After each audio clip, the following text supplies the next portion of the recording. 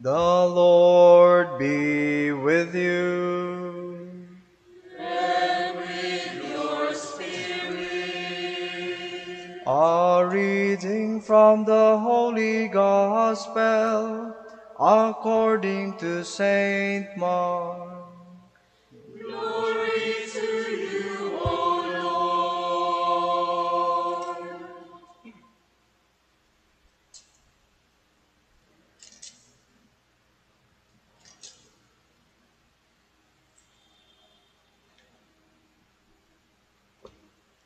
When Jesus saw the vast crowd, his heart was moved with pity for them, for they were like sheep without a shepherd.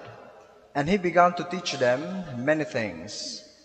By now it was already late, and his disciples approached him and said, "This is a deserted place, and it is already very late. Dismiss them so that they can go to the surrounding farms and villages and buy themselves something to eat." He said to them in reply, "Give them some food yourselves."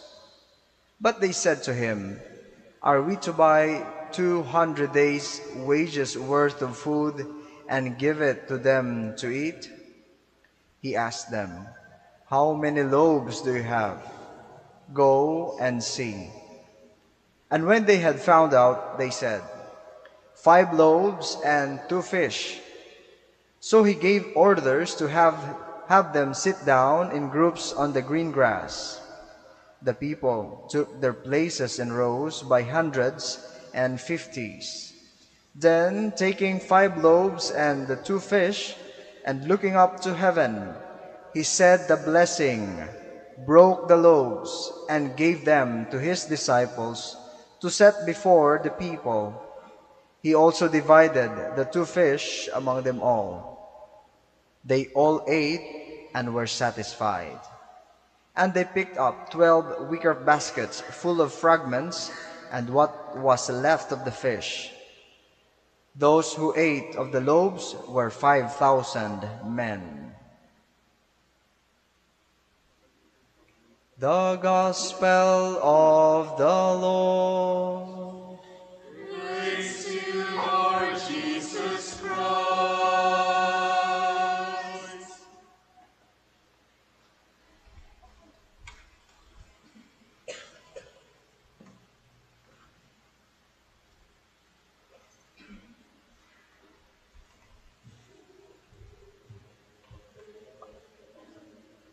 Magandang gabi sa inyong lahat.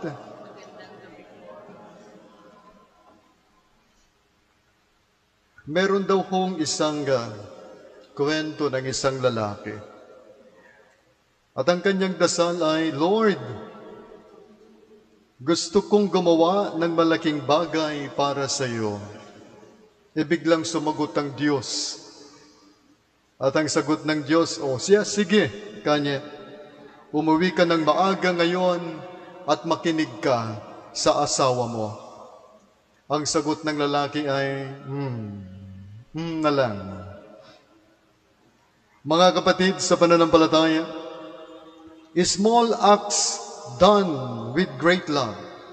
I think this is the message of the gospel for us today. Small acts done with great love. The disciples said, "Send them away." But Jesus says, "You give them something to eat." The disciples complain. They say, are we to go and spend 200 denarii on bread for them to eat?" And Jesus calmly asks, "How many loaves do you have?" 5 loaves and 2 fish, they said.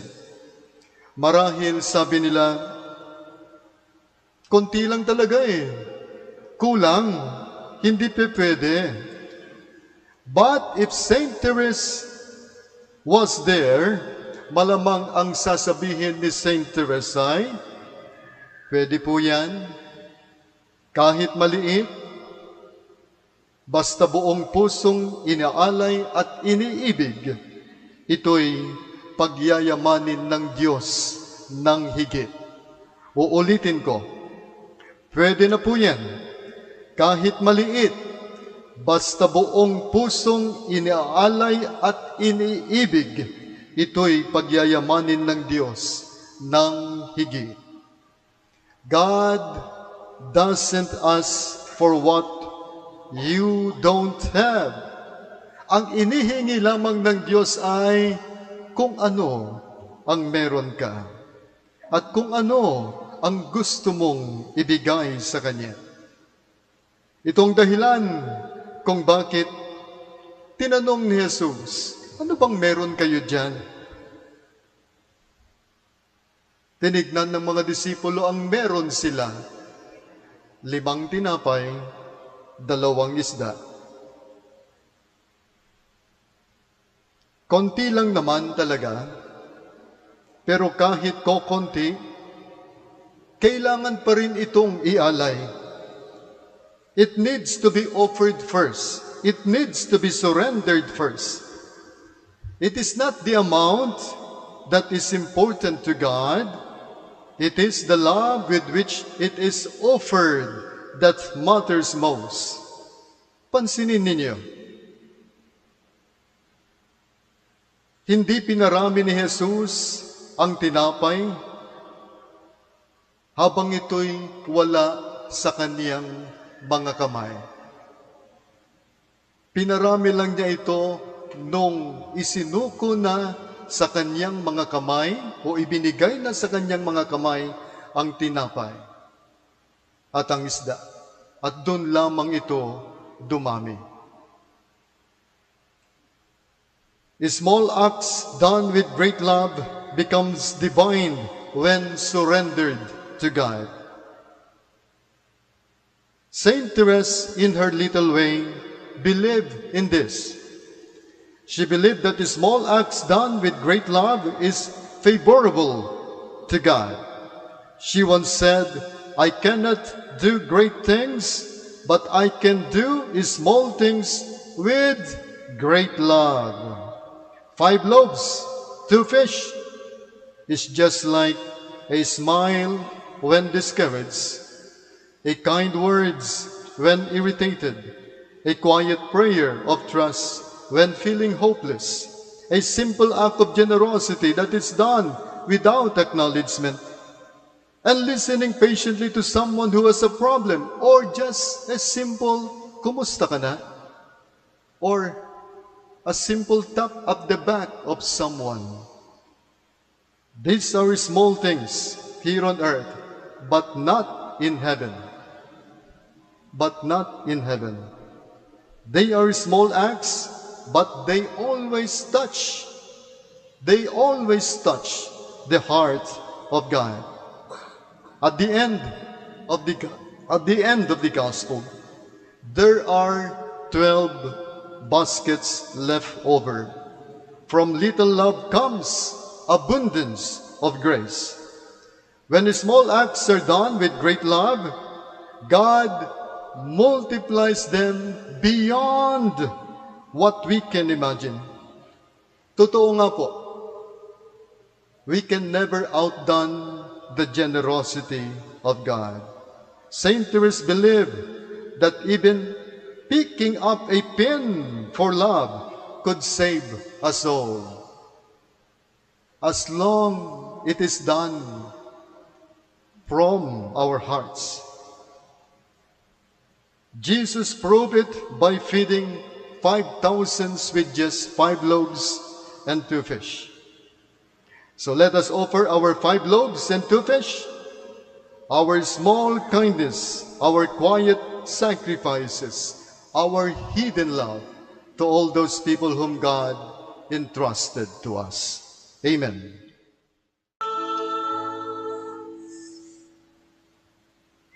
Maraming salamat sa lahat ng mga devotees ng ating mahal na si Saint Therese of the Child Jesus.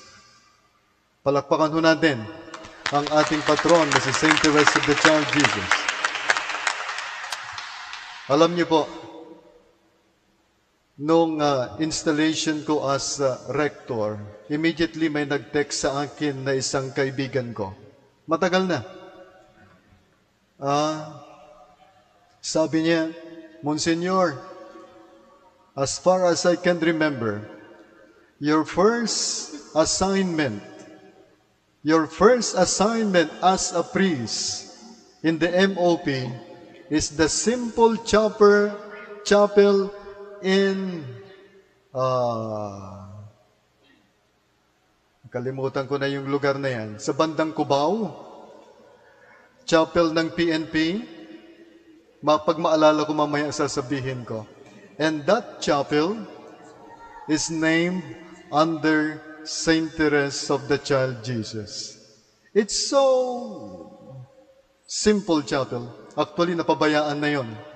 Pagdating ko doon nung araw, kita mo yung langit pag tumingala ka sa loob ng kumbento dahil sira-sira na lahat.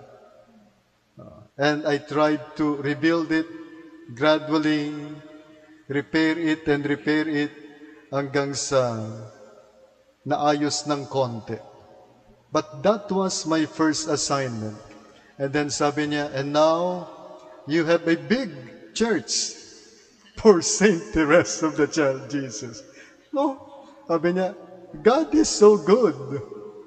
Ako nakalimutan ko na yon, pero ipinaalala sa akin ng isang kaibigan ko.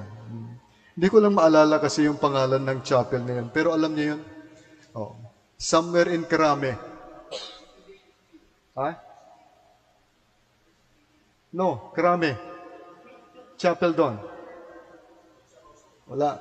Matanda na rin kasi yung kasama kong deacon, kaya hindi na niya maalala. Pareho ko. Okay. You know, this is really my plan to make this Mass, 6 p.m. Mass, as our devotional Mass for Saint Therese. And I will try to encourage the devotees who are attending in the 6 a.m. Mass to join us in the 6 p.m. Mass, so that they can also experience the beautiful songs of our choir. Ang pangalan ng ating choir ngayon ay Holy Infant Jesus Choral. Palakpakan ho natin sila. Okay. Welcome to the Shrine of Saint Therese. Sila ho ang palagi na nating kasama sa tuwing magmimisa tayo ng Tuesday para kay Saint Therese. And also the SOCOM. Thank you very much. We are live. Online ho tayo. And every 6 p.m. Mass, it would be online. Live streaming ho tayo. Okay? We will try to hype it until the time na tayo ay bibisitahin na naman ng relic ni Saint Therese on 2028.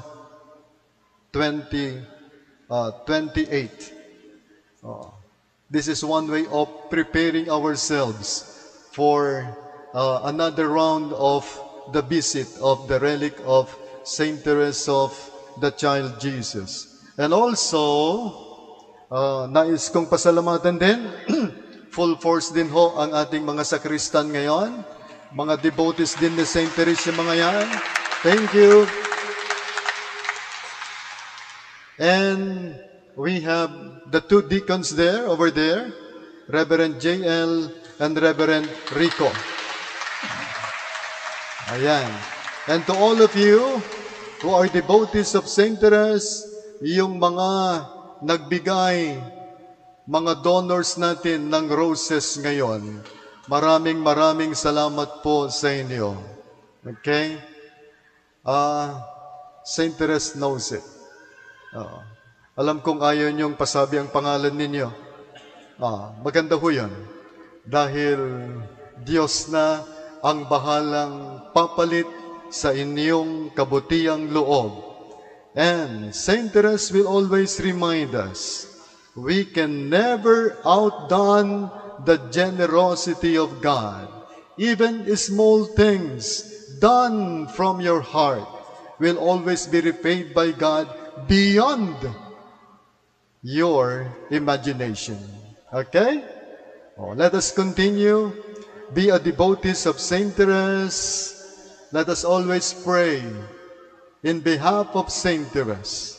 Maraming salamat po sa inyong lahat.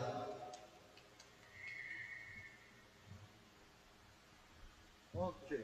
Now, I remember. Tignan nyo naman, ano? Ipinaalala sa akin ni Saint Therese. Ayaw niya na umalis ako dito na hindi nyo nalalaman yung chapel na yon, na napakaliit. Actually, it was already abandoned at that time.